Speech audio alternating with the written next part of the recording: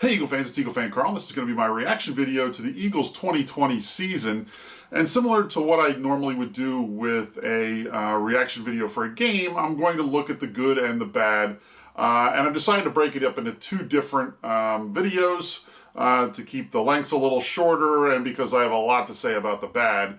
But the way I decided to go ahead and do this is to really look at it because, our season died on Sunday. So I'm going to go ahead and for the good, we're going to eulogize the season. And for the bad, I'm going to do an autopsy of exactly what happened. So for the eulogy, usually when people give eulogies at funerals, they're looking at the good memories that people had about the individual. So that's what I've decided I'm going to go ahead and do in terms of looking at the good of the 2020 season is eulogize the Eagles season in looking at the good memories that we have. And I don't mean this sarcastically. Lots of times I would say that and then I would rattle off a bunch of sarcastic good memories. But in this instance, I'm serious about actually trying to look at some of the good things that the Eagles brought us over the 2020 season. So let's go ahead and raise our cups, our coffee cups, and honor the Eagles season, as it were, for the 2020 year. And the first thing I really want to talk about is the fact that Brandon Graham made his first Pro Bowl. I think that's a solid memory that we can take from this. I think he's deserved it in the past, but this year I think he was one of the few solid players throughout this whole season. And rightfully was recognized with his first trip to the Pro Bowl, although they won't be making a trip to the Pro Bowl because there will be no Pro Bowl played. But as a sort of a corollary to that, I do want to talk about another player that people I think have been unfairly critical of so far for the team, and that's Derek Barnett. Derek Barnett, don't get me wrong, has not been the player that I thought he was going to be when they drafted him first overall. But Brandon Graham also was a first-round draft pick, and early in his career was a bit of a disappointment. And some of that had to do with injuries, much like Derek Barnett. So I think there are some parallels there that just because a guy starts out and struggles a little bit does not mean you should write him off completely. And I wouldn't yet say Derek Barnett is a bust of a first-round pick, but I do think that he has shown some flashes of some great play, and for that reason, I'm holding out hope still that he'll turn into a solid piece going forward. Maybe not someone who's going to make consistent Pro Bowls, but someone who can be a consistent contributor to the team and really be able to play at the defensive end for years to come. And I think Brandon Graham is a career that sort of could show you that that certainly could happen. And for that reason, I really do think Brandon Graham was probably the best defensive player we had. On the offensive side of the football, I'm going to say that for my second memory is the fact that probably our best offensive player was the one guy who was consistent in his durability, and that's Jason Kelce. There was so much going on with the offensive line this year in terms of guys, getting injured, the constant shuffling in terms of what was happening on the offensive line.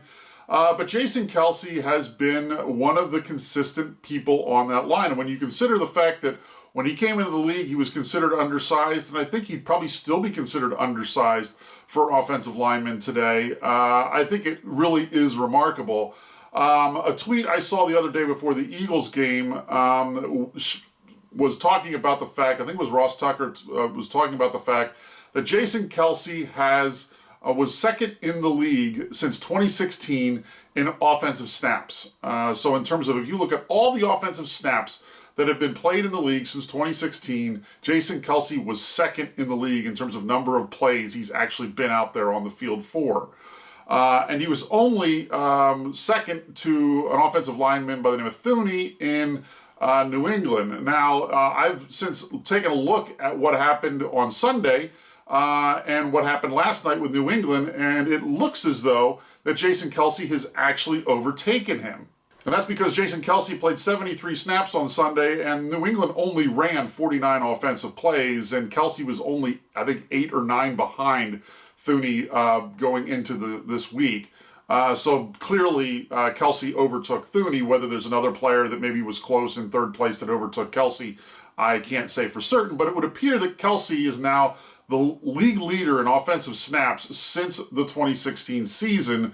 That's 5,424 snaps he has played over the last 5 seasons, which really is remarkable given the fact of how easily it is for offensive linemen to get hurt and the fact that we saw that on our offensive line. So Jason Kelce certainly was a bright spot in this season. A couple of years ago, I thought maybe he was done.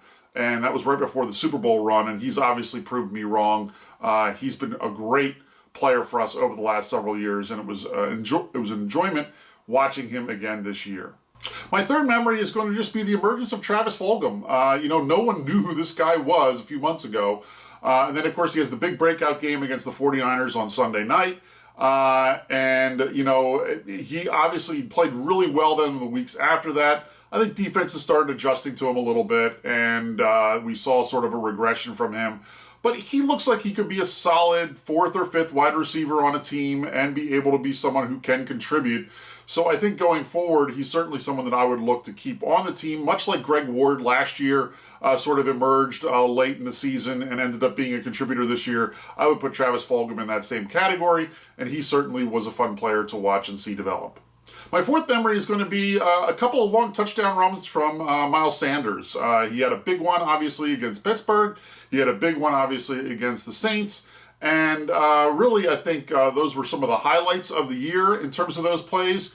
It didn't hurt the fact that I had him on my fantasy team, so those runs obviously were big for me in that respect.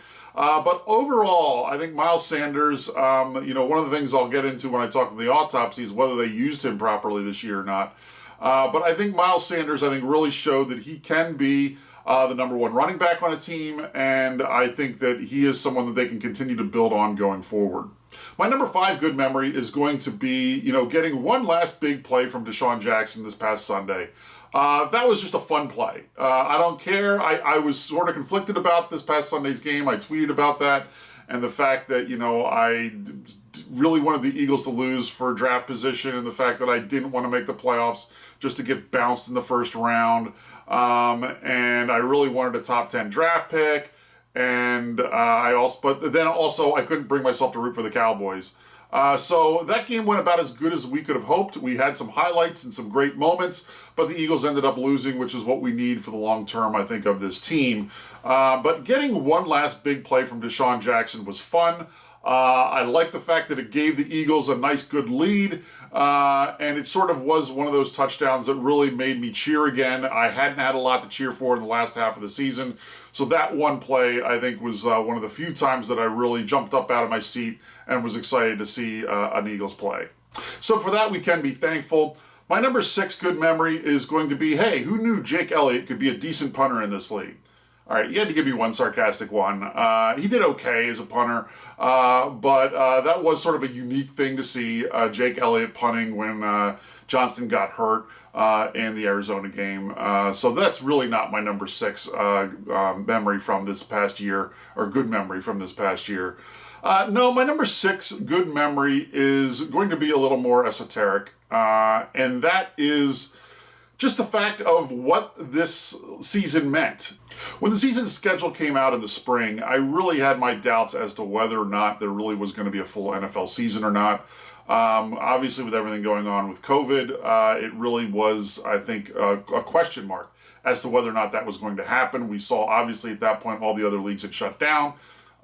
When we finally do get, all those other leagues back, it's in a very weird kind of situation. The NBA and NHL finish their seasons in bubbles. The MLB comes back with a very shortened, sort of odd season, where you obviously have no fans. And then the NFL season rolls around, and when it first started, I was, skeptical as to whether or not I thought the whole season could happen. But as it progressed, it got more and more normal just for every Sunday for there to be, football. And that was nice to finally have something normal back in our lives. I love every fall, talking about the Eagles. I love watching the Eagles games. I love watching the NFL for that matter. I love during the games, my cousins and I get a group text going, and, we're back and forth about what's going on. And it's just a lot of fun to watch the games, get upset and criticize when the Eagles do something stupid, cheer and get excited when they do something well. So it was just fun to finally have something normal to talk about and watch again. So for that, that's going to be probably my one big takeaway from this season. If there was one memory I had that I would really put on this season, granted, the season was still a little weird. You had no fans in the stands for the most part. Games were getting shifted around because of teams having COVID outbreaks. The Eagles got lucky in that respect that they really never had any major disruptions as it related to their schedule. Maybe they lost some players here and there, but for the most part, their schedule remained intact as it related to COVID. So I was pleasantly surprised to see the season go off virtually without a hitch. And as we head into the playoffs, hopefully that can stay the same, and we'll get a full playoff schedule with a Super Bowl, although a Super Bowl that will be weird because it probably will not have a full crowd and all that kind of stuff. So that said, though, it was nice to still have that stuff and be able to watch that stuff and really just sort of have a little bit of normalcy with all the craziness that's going on, and for the craziness that will probably continue until the vaccine gets into wide distribution. So for that's going to be one of the things that I'm most thankful for the 2020 season, is just having a 2020 season. As bad as it went for the Eagles, having that season so that it gave me something to do on Sunday afternoons. So it was nice to just have something that was enjoyable and something that we were able to just, have that we normally do and not have something else taken from us in this crazy year. So for that, I'm thankful for the 2020 season. Like I said, my coffee cup is raised in celebration for what we did have, as crazy as it might have been, as certainly as disappointing as this season was for the Eagles. At least we had it. So for that, that's a good memory that I'll take with me. So let me know what you think. Is there any good memories you had from this season that I didn't raise? Let me know in the comments below. Like I said, I'm going to check in later this week with my autopsy for the season. What exactly caused this season to go so badly? And I'll like I said, I'll look for that in the coming days. Until then, fly Eagles fly.